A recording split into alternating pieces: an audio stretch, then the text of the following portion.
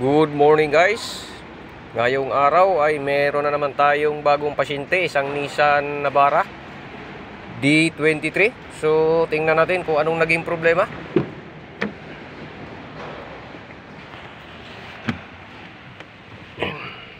Yeah.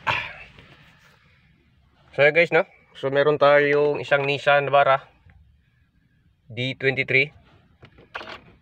Ang issue ay naglo-low power kapag lumabas yung check engine. So tingnan natin dito. So ayan nga guys, oh, may check engine siya.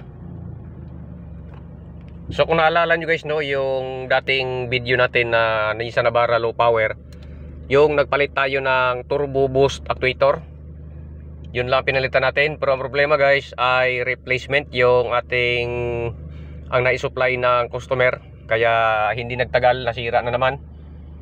So bali ngayon guys ay magpapalit tayo ng isa assembling turbo, kasi yun ang gusto ng may-ari. At lumaban ng may-ari sa gastusan, no?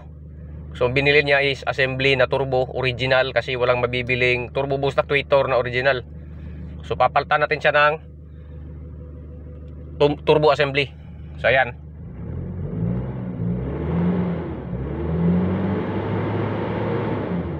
So yun lang yung kaya niya guys, na. So simulan na natin. At dito guys ay sisimulan na nga nating baklasin itong lumang turbo.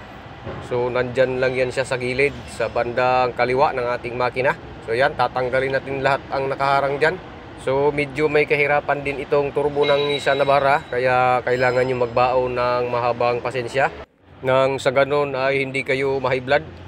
So dito kalas na natin yung mga ibang parts na hose. At dito guys, yung apat na tornilyong yan, binabara na nga pala natin yan ng WD-40, no, na paasa overnight. At dito natanggal na nga yung ating exhaust pipe. So fast forward lang tayo dito guys, no, dahil mahirap mag video habang nagkakalas ng turbo. At dito ay andito nga pala yung turbo nya. Akala natin guys original, yun pala ay replacement, no.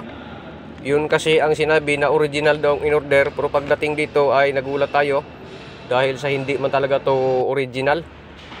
At dahil in-overnight nating babaran yung mga tornilyo, kaya hindi tayo nahirapan magkalas guys, no, at walang nabilog or naputol na stud bolt. At dito makalipas lang ang ilang minuto ay natanggal na natin yung ating lumang turbo. So papalitan natin siya ngayon, itong brand new replacement. At syempre bago natin ikabit ay bubuksan muna natin ang ating mahiwagang silupin, kung ano ang makikita natin dito sa ating turbo charger. Brand new naman talaga guys, no, pero yun nga, replacement. Sana maging okay itong piyesang ito, dahil sa nag-aalagan din ako baka yung actuator nito ay hindi rin tumagal kagaya nung ating ipinalit dati. So ayan, makikita nyong makintab. At dito makalipas lang ang ilang minuto ay naikabit na agad natin itong ating bagong turbo. Masusubukan natin ngayon kung ano ang meron dito, kung mawawala ba talaga yung low power na issue. At dito nakakabit na lahat, maliban lang dito sa hose galing sa ating air filter. Yun na lang ang kulang guys, no.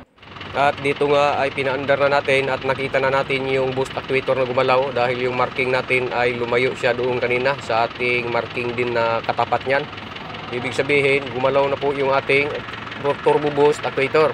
At dito dahil nandun pa rin yung check engine sign ay kailangan nating gamitan ng pantawas. So dito tayo sa loob ng ating sasakyan at titingnan natin kung nandyan pa yung trouble code. Kung nandyan pa ay kailangan nating burahin guys.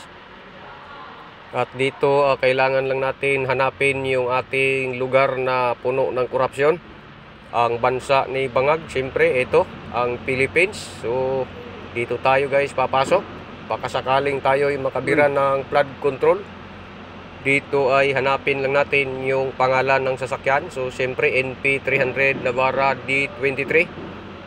Pindutin lang natin kung anong modelo. At ayan, health report tayo, magkaalaman kung nandun pa ba kaya yung ating tinatarget na trouble. So dito makikita natin guys na pula na yung itim na yung engine na display. So ibig sabihin wala nang trouble code. So wala na yung dating trouble code na exhaust gas system. So dito ay gagawin natin ay testingin natin to guys, no? So dito may marking, oh. So ibig sabihin functional po yung ating boost control. At syempre kailangan pa rin natin itong obserbahan, kaya ito paandarin muna natin. Carry works, start.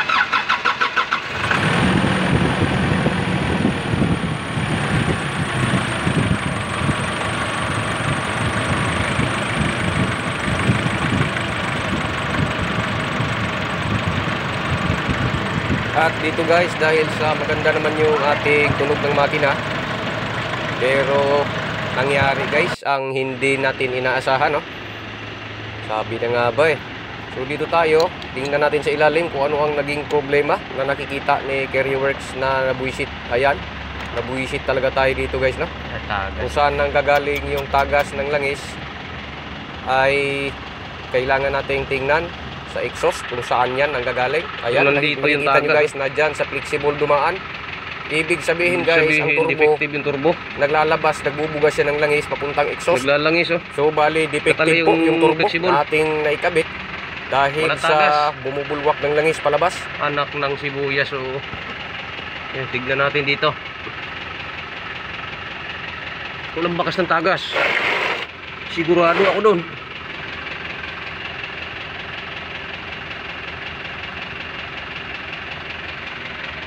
Malinis eh.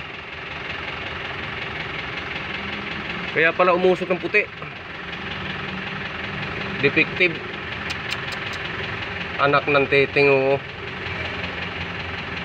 Defective yung turbo natin guys. Kinabit. Yan ang langis. Buisit.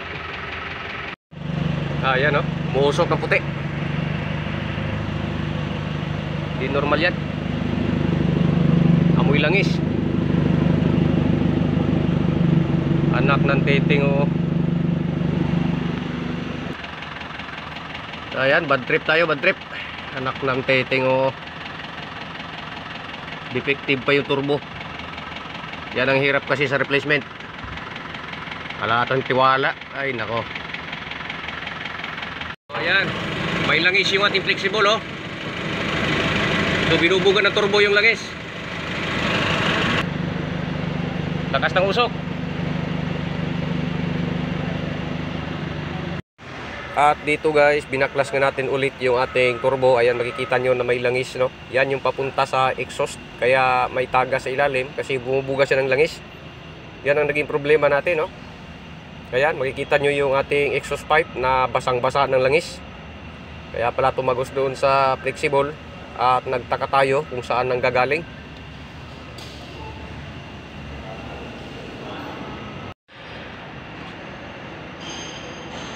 So yan yung bago. Ayan. Yung luma.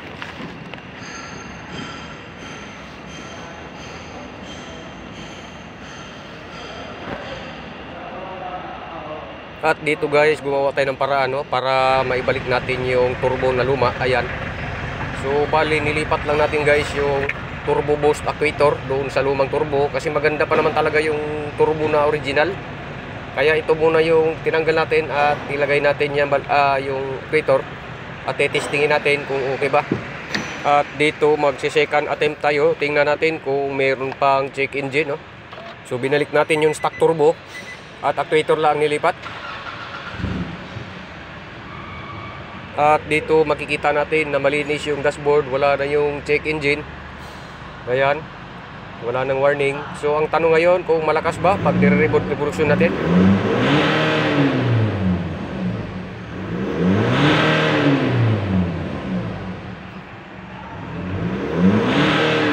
At dito guys, makikita natin na napakatapang ng ating makina.